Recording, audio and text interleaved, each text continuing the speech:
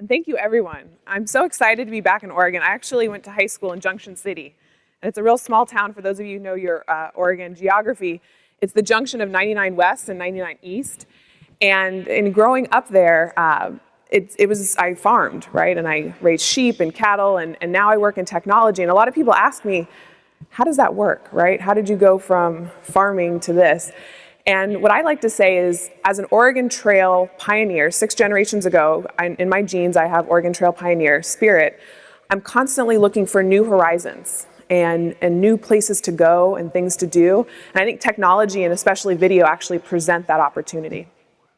I think that video is just not the future of the web, but it's the future of communication. And something Brad and I were talking about just before I came up, you know, there's the text-based internet, and then there's the motion and image-based internet.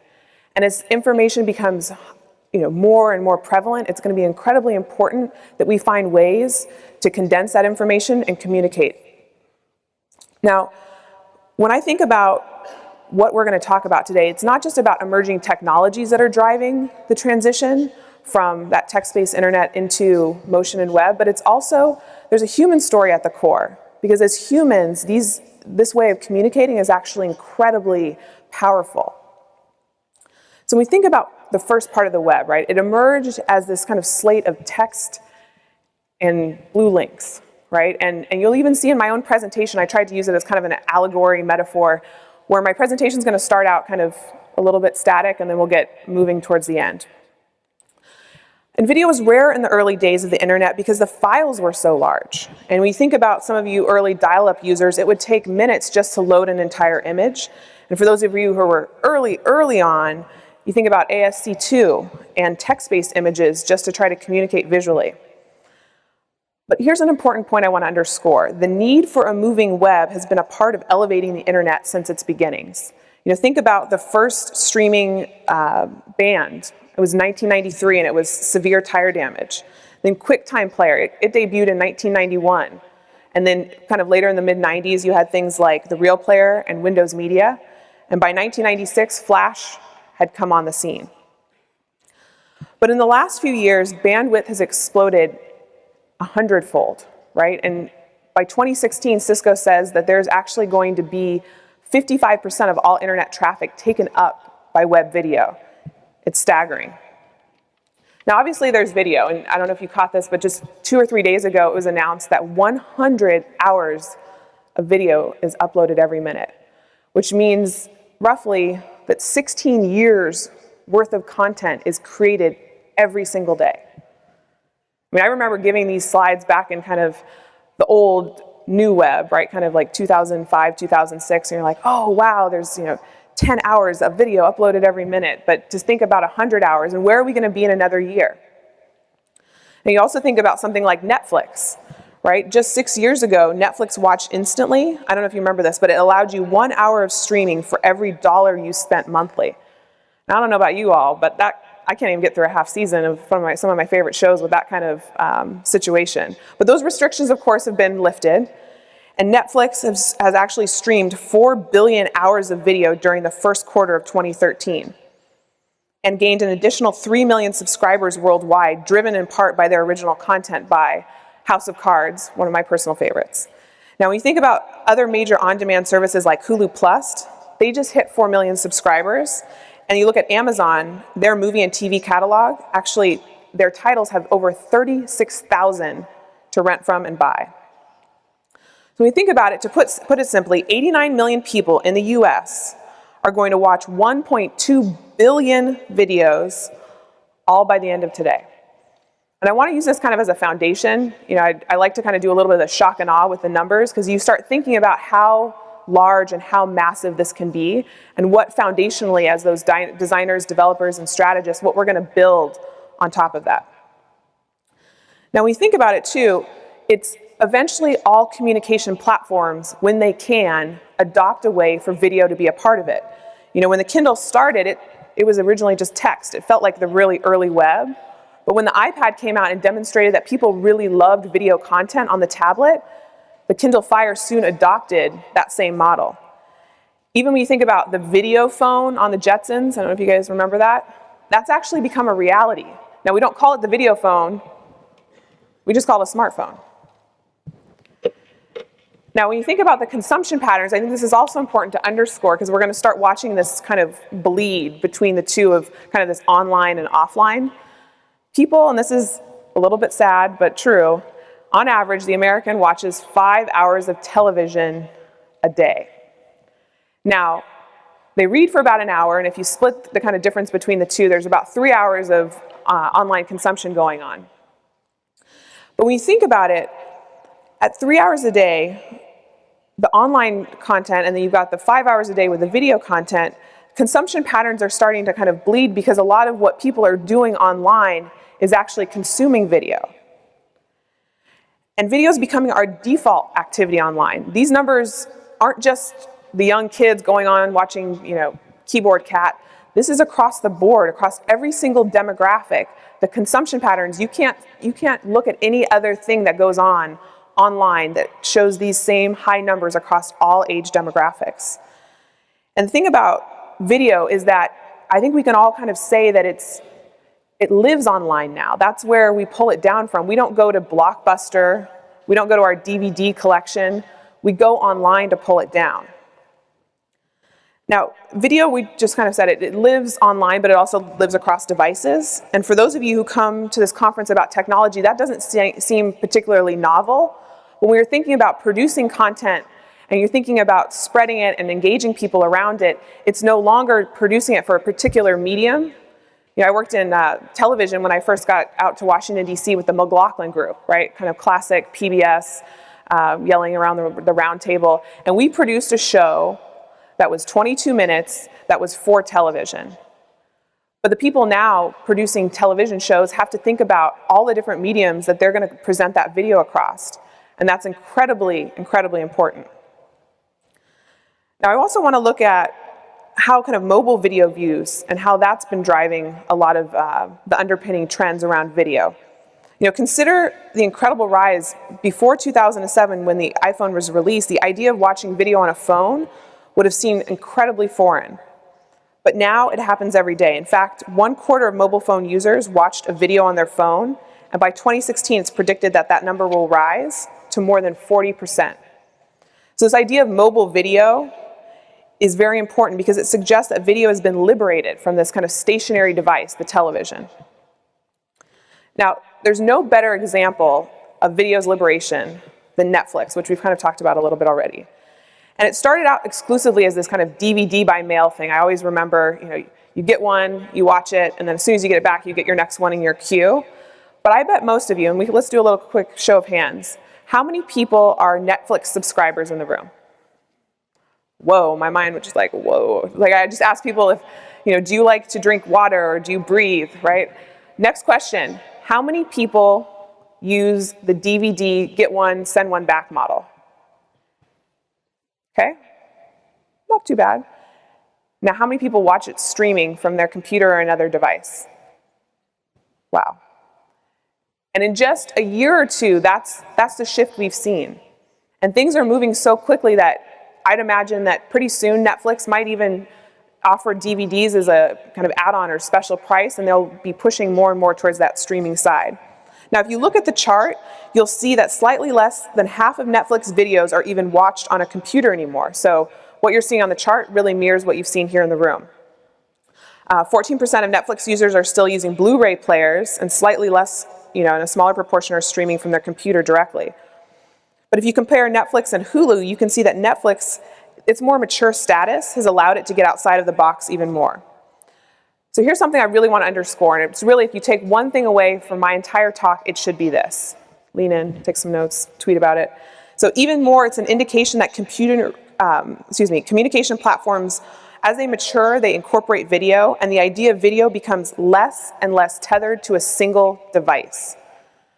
So video is being liberated, video is no longer tethered to a single device, and as you're creating that content, you have to think about all the places it's going to live and all the ways it's going to be consumed and all the different screen consumption sizes. When you think about the iPhone, everybody kept saying, oh my gosh, it's taller, the new iPhone is taller. But I actually argue it's wider. The aspect ratio of the new iPhone mirrors that. It's a 16:9 ratio, and it mirrors that of what I'm projecting here as well as what's on a television. Because the device manufacturers are thinking ahead, just like we all should be thinking ahead. That video, it's pervasive, it's omniscient, it's omnipotent, and it's not going to be tethered to one single thing. Now, it used to be that you had internet reserved for internet activities, and TV was reserved for TV activities. But right now, you're watching kind of a bleed between the two. That line is really being fuzzy. And when you think about even the top 5 most viewed videos of all times, they're actually music videos. Right? That was what MTV did for us back in the 80s. They heralded and brought forth this incredible medium, and yet it's the internet that's reinforcing music as one of the most popular human activities to consume. And you think about smart TVs. You know, this is something that, as a technologist and as someone who loves to kind of geek out with new things, I don't know about you all, but I'm pretty disappointed with what smart TVs have done so far. I want to do a quick show of hands. How many people in the room have themselves a smart television? Pretty small percentage. No shame. I know we're all technologists. It's a safe space here today. The reason you guys don't have it is because all you're doing is trying to navigate a browser on a big screen, when really all you want to do is kick back, put your feet up, and watch something passively. So that active way that you're relating to the content today is not in a great spot. And the reason I founded the company that I'm working on now is because of that very instance. But believe it or not, by 2015, smart TVs will actually account for 55% of the TV market. And there will be 500 million smart TVs shipped by the year 2016.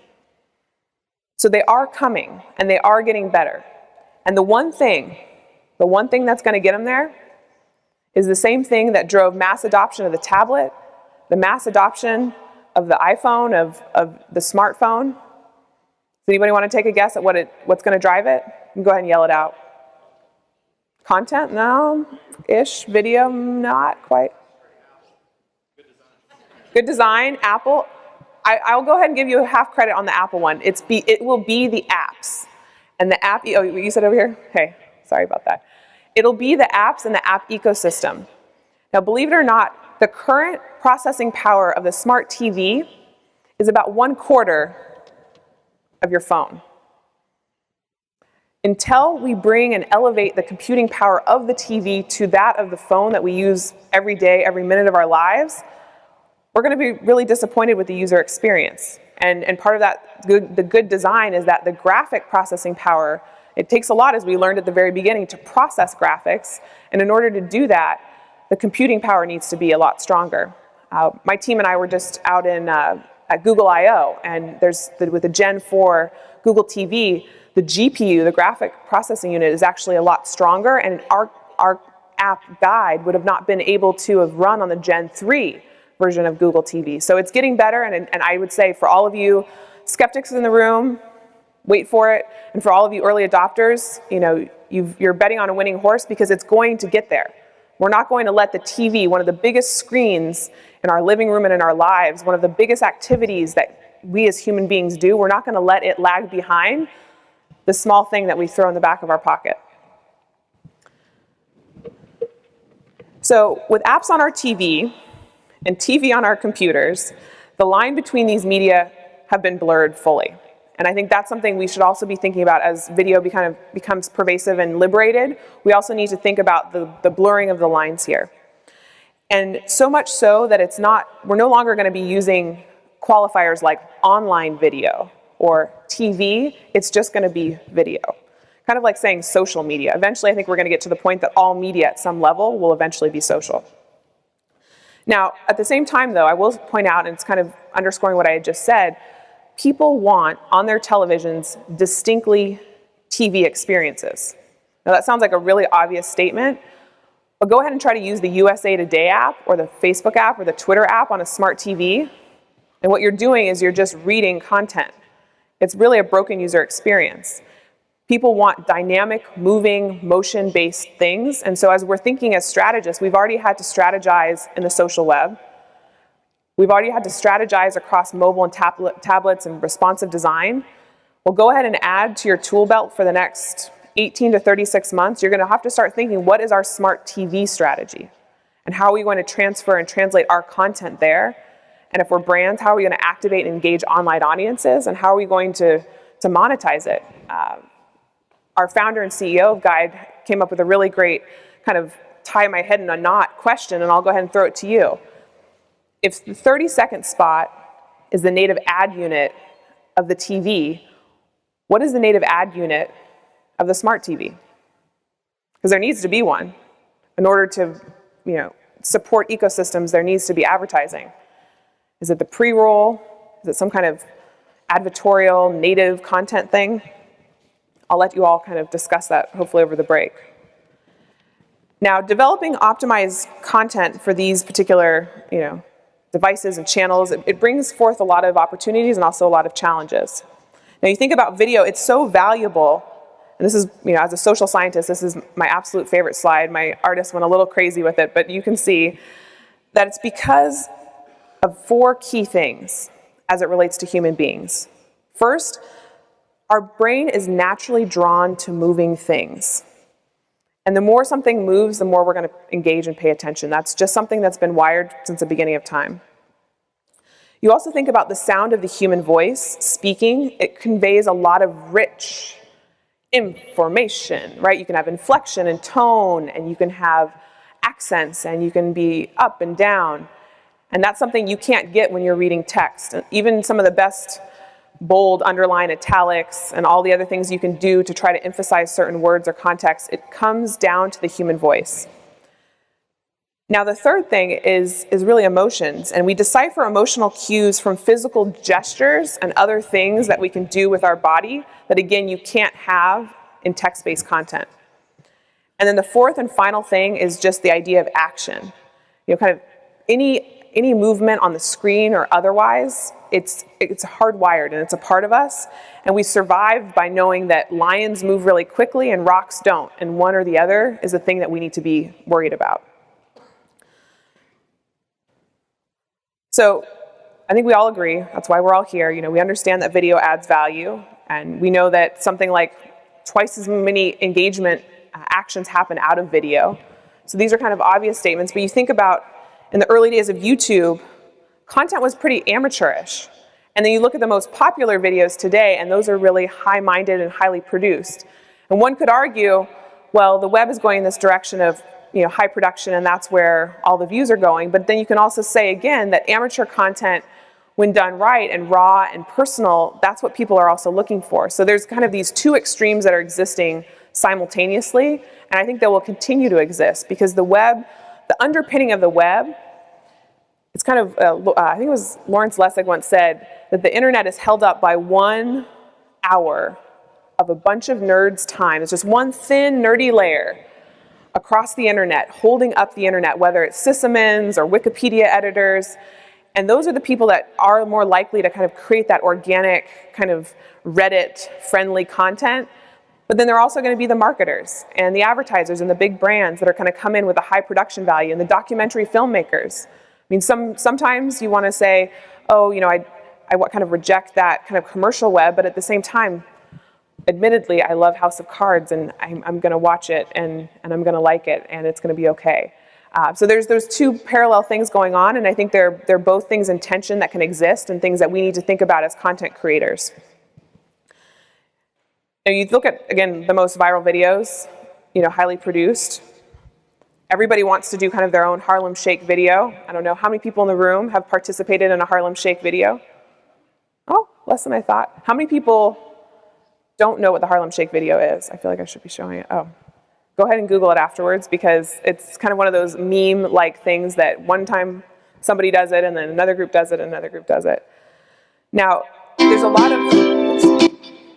of different platforms, and this is where it kind of gets more video-friendly in the presentation. There's a lot of different platforms that people are using that are turning static content into much more dynamic kind of experiences, and Animoto is one of my favorites.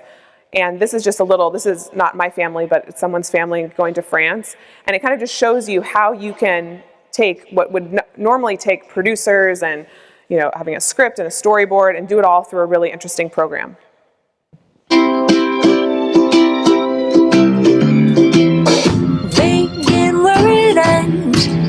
to begin. Knock on that door so you can get in.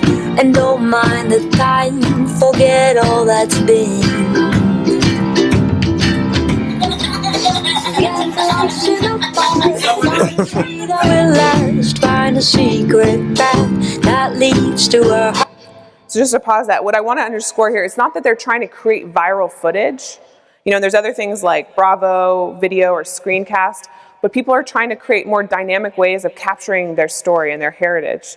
And whether you're going to a wedding, you kind of see like the slideshow of when they were kids and then when they both met. You know, the way that video can bring such richness to stories and the way that we pass them down to the next generation. It's beyond just, you know, the photos and the text that we could have pulled out from our ancestors, my ancestors who came across on the Oregon Trail 6 generations ago. But what we're leaving behind are all these remnants, are all these important artifacts. Now, another platform that I'd love to introduce to people if they don't already know it, let's go ahead and do a show of hands if you are aware of or use Vine. Hey, look at that, go WebVisions. Now, if you don't know about Vine, it's a really simple platform that allows you to create 6-second video clips. And one of the most popular brands on Vine, I wanted to pull it out, is Urban Outfitters. And they're finding ways to do really fun, engaging calls to action. And almost, you know, they're kind of advertisements, but they're also engaging their audiences around some fun things. And these are all different vines that they've put together. And it feels a little bit like an animated GIF. But this is a way to think about amateur video that doesn't cost a lot of money to produce, doesn't require a lot of editing and storyboarding, but still can be more effective than just an image or just some text. There's the thing in the internet, it's TLDR, too long, didn't read. I propose that there's also TLDW, too long, didn't watch. So this is for the kind of attention span starved group and frankly, really where brands need to go. You need to get your message across quickly. Think about on YouTube, for example, you can skip the ad after a certain period of time. Brands are going to have to get more crafty about being able to advertise in short spans of time and get their message across. So another thing I want to kind of underscore is some of the greatest small media empire successes are happening in podcasting. And it was something that kind of came out and it was kind of big and then we weren't sure if it was going to stick, and then some people, you know, may still listen to them, may still not. Let's do a quick show of hands here. We have a very educated techie audience. How many people listen to a podcast at least once a month? So there you go. And you know, no better a podcast than This Week in Tech. How many people listen and watch This Week in Tech? If you don't, for all those podcasters, add this to your queue. One of my favorite parts about This Week in Tech, when you think about what Leo Laporte has done, he went from, you know, having a really great show that then was kind of turned into G4, and then he kind of pulled off and created this on his own. He's got 5 million subscribers. Now you think about to a, you know, big-time, big-wig TV executive, those numbers aren't really impressive, but it's a highly educated, highly engaged audience, so much so that, are you ready for this? His CPM, his cost per thousand that he can charge advertisers is $80. Now you think about the heralding of the banner ad is dead. Well, it is dead because it's not effective. I think you're more likely to get struck by lightning than click on one of those things. It's actually true. And yet, you know, people are saying, well, how are we going to monetize content and what are we going to do? And we're fretting and, you know, the sky is falling. Well, this guy's figured it out. You create high quality original programming for a target audience, and then you're able to command prices such as $80 CPM. Double tapping and so then I'm going to do a quick little shameless plug for my company, but it's an interesting proposition that we're coming up with. We're trying to create in real time television content. So everyone's familiar, I'm sure, with Flipboard. Raise of hands, how many people use Flipboard, Pulse, Zeit? What Flipboard does is it aggregates RSS feeds from Twitter and Facebook and CNN.com and Mashable and pulls together a magazine experience. What my company does is does the same aggregation experience, but turns it into television. And it actually started out as a smart TV experience. The gentleman that I mentioned earlier, our founder, he looked at the smart TV and said, what is the most broken user experience about this? And what's a really popular habit? And it's news consumption. And he thought to himself, how can we take static text and make it dynamic. So what we do is our system actually goes through, parses out an article and deconstructs it. It looks for headline, author, social comments, photos, videos, block quotes, and does some pretty magical things. So I'll show this quick video to give you a sense of what it does. Double tapping any episode initiates the anchor reading the content and key components of the original article, like images, embedded videos, and even social interactions are displayed on the screen. Let's see it in action. They needed the ability to fly, so they merged one with a 6-rotor quadcopter. Great. Now we get to spend a second sleepless night. We're passionate about online news, but the reality is you can't read while you go through your daily rituals like cooking, exercising, eating, or even working.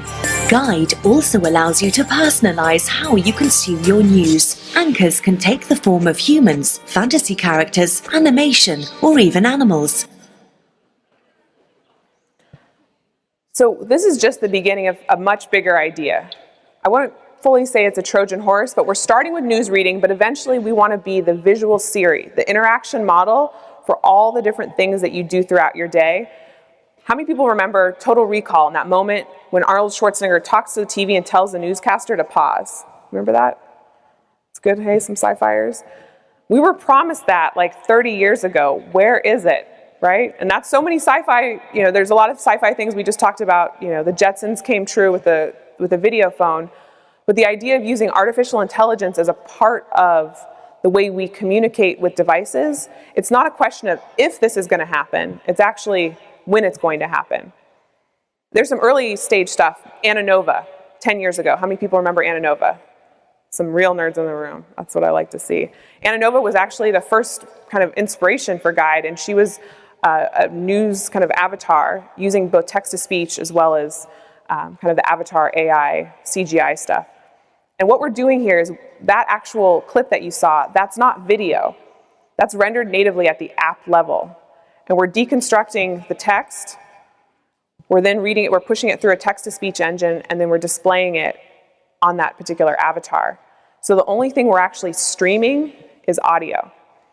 And it's kind of a trick of eye, but it's going in that direction that I talked about, where we're having to find, as strategists, designers, and developers, ways to unlock the massive amount of static content and put it through in more dynamic and engaging ways so that we as humans can consume it, so that advertisers can find meaningful ways to advertise around it, and so that we can find ways to filter through the massive amount of information. I was just talking to Bloomberg News, about Guide, and they create 5,000 articles every single day. There's over 2 million blog posts created every single day. There's literally so much content we can't consume it all. So we're kind of we're trying to steal away moments to try to consume content when we're, as you saw in the video, cooking, working out. And I don't know about you all, but I'm kind of not loving where cable news is at. And I would kind of really prefer to curate, a little bit of The Atlantic, a little bit of NPR, hey, I'm going to admit it, a little bit of E! Online, and create my own news broadcast on my own terms. Instead of waking up in the morning and watching CNN headline news and maybe catching a few things that are sort of relevant to me in my industry, I'd rather curate my own experience. And that's what we're already doing on Flipboard. That's what we're already doing on things like Pinterest. We're curating our lives, and I think giving over that sense of personalization is another really incredibly important trend to underscore. So we've kind of looked at a lot of the driving statistics and the numbers, and they were kind of shock and awe, and we all believed in them. We did some show of hands, and we saw that the trends that were happening out there in the world are being mirrored here in the room. But let's kind of pull it back and ask some questions and think about some of the key things that we need to be both concerned about as well as considering as we're moving forward. I don't purport, in fact, to have any of the answers. In fact, I'm hoping that we can kind of continue this conversation through the sessions, through Twitter, over email, but I do think it's important to ask. So one question is just, how do YouTube partners and their channels fit in? Because there are this kind of new emergence of media companies like Machinima. How many people are familiar with their model? Check them out. It's kind of these new models that are breaking through. And some things to note about Machinima. They have more than 24 million unique viewers a month, watching an average of 61 minutes of content. That's incredibly powerful, and it's one of those things where we think about, there's a big pie chart of how people consume video-based content, and let's say 50 years ago, it was the three major television shows, right? ABC, NBC, CBS, and then there was a proliferation, and there was the cable shows, and there's kind of the fractal bit of TV, and then the web came along, and then there needed to be something to kind of organize some of that kind of more organic programming, and Machinima is a great example. And it's actually currently trying to transition to kind of more quality content, including live action regular series. It's actually, it'll be interesting to see if it can pull off going from that amateur to the more high production. Another thing to kind of call out is, the idea of, Arrested Development, and the fact that it was a show that aired, it ended far too soon, before its time, and the resurgence and the popularity and the amount of content that's being consumed around Arrested Development since its cancellation years ago has brought it back so much so that there'll be a movie about it. So I'd love to stay in touch. I'd love to keep this conversation going, but I want to close with a couple of things to think about. The idea of something I'm really kind of considering and concerned about is the idea of this binge watching. How many people are familiar with Netflix binge watching? How many people, and it's again a safe space, might or might not have binge watched in the last month or two? And what binge watching is the idea that you get a new show, and it's on Netflix, let's say Arrested Development, you've never seen it before, and you watch the entire thing in one weekend. And normally we had to wait every Thursday, and then we'd have to wait for a couple weeks, and the content would come out. So I think that's something, as a society, we have to think about what we're giving up when we consume that much information all at once. Thinking about, how we spend so much time with the screen, as well as, what it does for our ability to just be patient and have anticipation. Right? It's just all right there, and you literally, just like a buffet, the idea of binge really comes from food. You're binging on something, and I don't know that that's a good thing. I'm also thinking about what kind of business models are going to support this kind of new world. I already mentioned the 30-second spot is what supported the television, but what's going to support the smart TV? You think about Netflix, they have a subscription model. You have Hulu, who's a little more creative. They've got pre-roll, but they also allow you to have a little bit of throttling about the ad you want to see. And they give you sometimes the option to watch something longer so that you only kind of get your ad done in one go and then no more interruptions throughout. And then I had mentioned earlier, too, that YouTube, they have pre-roll, but oftentimes after a certain period of time, that's 7 or 10 or 15 seconds, they allow you to skip it. So while I'd love to just talk about kind of the kumbaya web of, beauty and user experience and design and all the great things that we can create together, we also have to think about how it is monetized, how brands get involved, and how we can do it in conscientious ways and interesting ways. And the fact, what we do at Guide is that we have the avatar, the kind of news anchor that you saw, we allow people to sponsor those. And we're going to be experimenting with kind of the old school radio ad style, where part of the transition from programming to programming is, just brought to you by, some kind of little jingle or sponsor. So I'd love to stay in touch. I'd love to keep the conversation going, but even more so, if any of these ideas excite you, that you have things that you disagree with, that you'd like to go deeper on, I'm actually making a video. And I would love to talk to any partners who'd be interested in collaborating from a kind of visual creation strategy side, maybe financial as well. I'm thinking about maybe doing something on Indiegogo, but my last company was a visual storytelling agency, and I'll be working with some of those great people, and I would love to bring this story to life, to tell it and to think about it, and also to ask some deep and important questions. So I thank you all very much.